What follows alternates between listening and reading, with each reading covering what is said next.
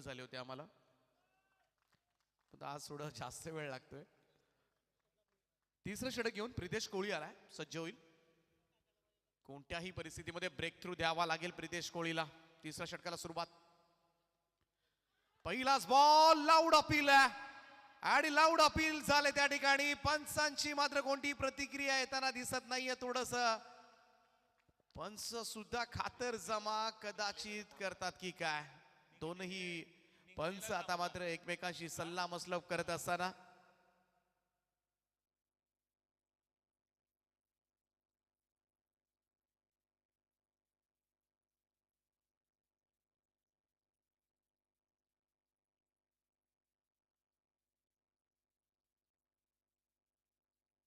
याला चेक करूया आपण. यस,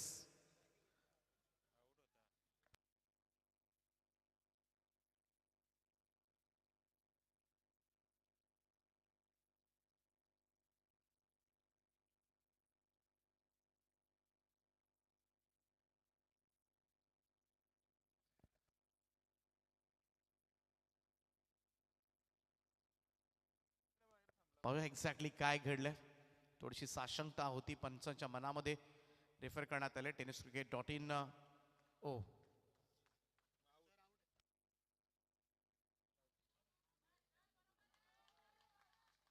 आणि फर्स्ट विकेट डाऊन. सफलता इकडे मात्र गोलंदाजाला.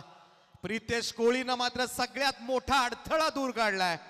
जल्लोष गव्हाणकरांचा पाहायला मिळतोय. सगळ्यात मोठी विकेट या मॅचची. मोनीश सुतार सापडलाय. 38 धावांचा खेळ या ठिकाणी संपलाय आणि फर्स्ट विकेट डाऊन. पहिला धक्का निराश मानेनं परतावा लागेल. गरज होती ज्या विकेटची आणि तीच विकेट मात्र त्यानं दिलंय.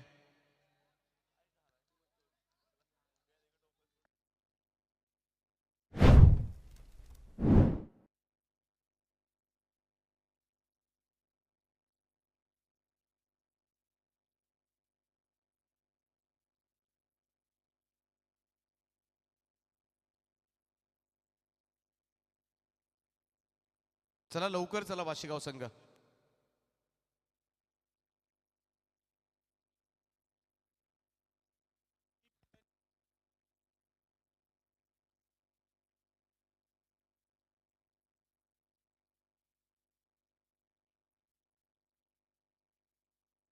चला थोडं स्पीडअप करा वाशिगाव संघ. सुमुख म्हात्रे आलाय तिसऱ्या क्रमांकावर. 11 बॉलचा खेळ शिल्लक आहे. 11 बॉलमध्ये अजूनही 22 धावांची गरज आहे. 22 रिक्वायर्ड नाव, रिमेनिंग 11. आणि नवीन जाणारा फलंदाज आपण लवकर रेडी करा. जर विकेट पडलीच तर तुम्हाला लवकर उतरवता येईल याची नोंद घ्या, कारण या स्पर्धेचे नियम वेगळे आहेत. वाशिगाव इकडे सुद्धा मिसकूट झाला. फटका पाठीमागे. यष्टीरक्षक धावतोय, कोणतीही धाव नाहीये. एक विकेट नंतर आता मात्र जल्लोष पाहायला मिळतोय. बघासपासून शांत असणारे गव्हाणचे पाठीराखे आता मात्र थोडंसं चीअरअप्स करत असताना, थोडंसं पाठिंबा देत असताना खेळाडूंना, आणि हाच सपोर्ट करत तर गव्हाण संघाला हवा होता. बोनी सुतारची विकेट कदाचित या मॅच मध्ये टर्निंग पॉइंट ठरणार का, याकडे मात्र सगळ्यांचं लक्ष लागले. 10 बॉलमध्ये 22 धावांची गरज आहे. परंतु प्रितेश कोळीनं टाकलेले पहिले 2 निर्धाव चेंडू मात्र कमबॅक करणारे ठरलेत. ते गव्हाण संघाच्या दृष्टिकोनातून सदानंद स्मृती गव्हाण संघ पुनरागमन करतोय. राउंड स्टंप्स न बॉल हवेत आहे. लॉंग ऑफ फिल्डर खाली, झेल टिपलाय. फलंदाज बाद. दुसरा धक्का रुनिक 11 वाशिगाव संघाला. Second wicket down. 9 बॉल 22 ची गरज आहे.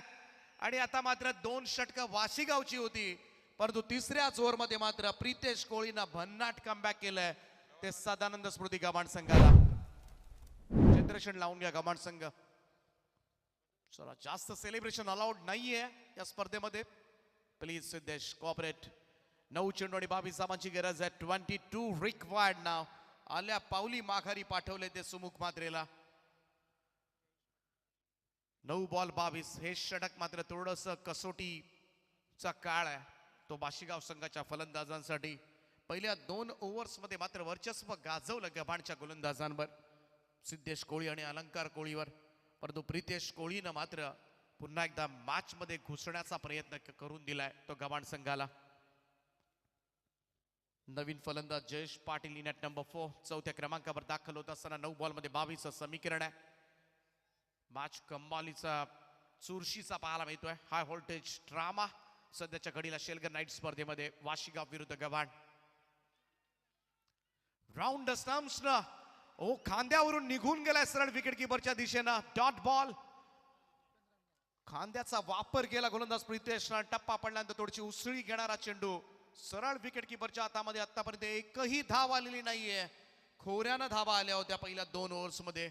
अक्षरशः धावांची बरसात पाहायला मिळाली होती. आता शांत झालेत वाशीगावचे समर्थक. शॉट ऑफ लेन बॉल पाठीमागे फाईन लेगला संधी. 1 मोर विकेट डाऊन.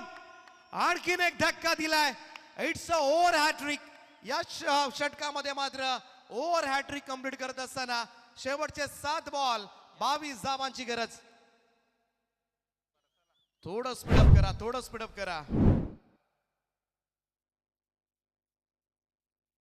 7 चेंडू आणि 22 धावा. काय बॉलिंग झाले पहा. टप्पा पडल्यानंतर थोडासा उसळला होता, टॉस झाला होता चेंडू आणि त्यामुळे टाइम झालं नाही जयेश पाटीलला. त्यामुळे वरच्या भागामध्ये लागला असेल बॅटच्या स्टिकर एंडला आणि त्याचमुळे हा झेल जात असताना गव्हाणचे पाठीराखे चेअरअप्स करत असताना आपण आपल्या टीव्ही स्क्रीनवर पाहिलेत. 7 बॉल आणि 22 धावांची गरज आहे. 22 रिक्वायर्ड. पहिला 12 बॉल मध्ये 22 होते, आता 7 बॉल मध्ये 22 धावांची गरज आहे.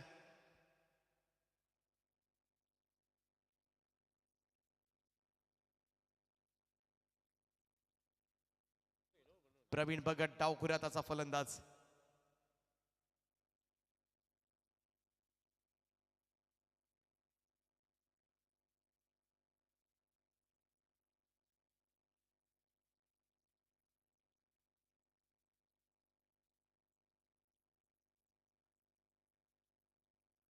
सात चेंडू आणि 22 धावांची गरज आहे. प्रवीण भगत आज चांगली बॉलिंग केली प्रवीण भगत यांनी. 7 बॉल 22. परंतु इकडे मात्र आणखीन एखादं मेडन ओव्हर मात्र या स्पर्धेमधलं पाहायला मिळणार का? यापूर्वी बामणडोंगरीच्या ओमकार नाईकनं मेडन ओव्हर टाकलंय. त्याच्या पाठोपाठ गोठिवलीच्या हर्षन पाटीलनं मेडन ओव्हर टाकलंय आणि गव्हाणचा तिसरा गोलंदाज प्रितेश कोळी ठरणार का? याकडे मात्र तमाम क्रीडा वर्गाचं लक्ष लागलंय. पाहूया समोर फलंदाज प्रवीण भगत आणि हा चेंडू निघून गेला विकेट कीपर कडे. या स्पर्धेमधला तिसरा निर्धाव षटक. काय कामगिरी केली या मैदानावर. अक्षरशः खेळपट्टीला नमन केले प्रितेशनं. आणि का करू नये. 2 ओव्हर्स मध्ये 44 आल्या होत्या आणि या सिच्युएशनला मात्र मेडन ओव्हर टाकण्याचा महापराक्रम मात्र सदानंद स्मृती गव्हाण संघाचा गोलंदाज प्रितेश कोळीनं केलाय. It's a maiden over with over hattrick. भन्नाट बॉलिंगचं प्रात्यक्षिक मात्र पाहायला मिळालंय. आता शेवटचे 6 बॉल आणि जिंकण्यासाठी 22 धावांची गरज आहे. क्रिकेट हा खेळच असा आहे. कधी काय घडेल ना या खेळामध्ये हे सांगू शकत नाही कोणी. अक्षरशः खेळपट्टीला वाकला, नमन केला